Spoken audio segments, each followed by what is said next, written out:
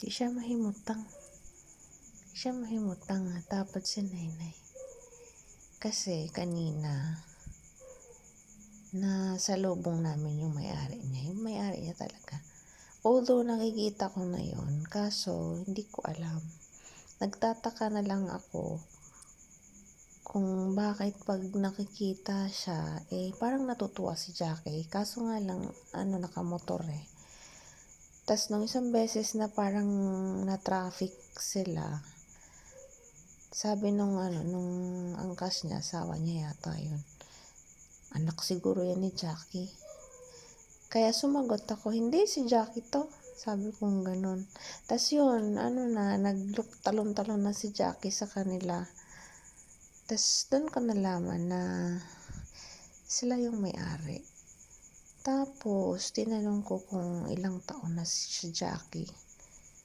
Hindi rin nila alam. Tas sabi nila, basta matanda na, hindi na nila matandaan. Pero siguro, syempre, hindi na nila matandaan kasi mahigit sang dekada na eh. Kasi sabi ko, sino yung kaedaran niya? Nung ipinanganak yung anak nilang 15 years old na ngayon, si Jackie. Jackie na to, malaki na. So, it's either 16 or 17 years old to si Jackie.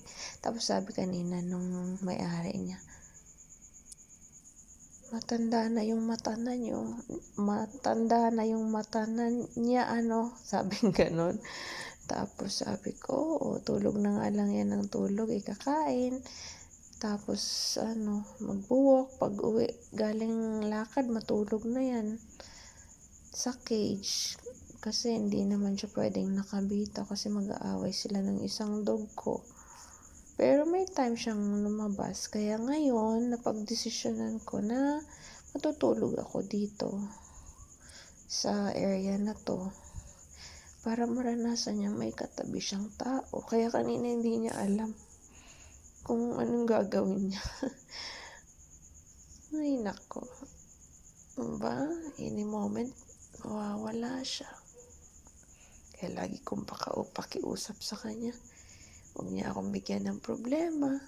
Matulog lang siya pag it's time to go. Kasi hindi naman lingid sa kaalaman natin na ang buhay ng dog is maigsi kesa sa tao.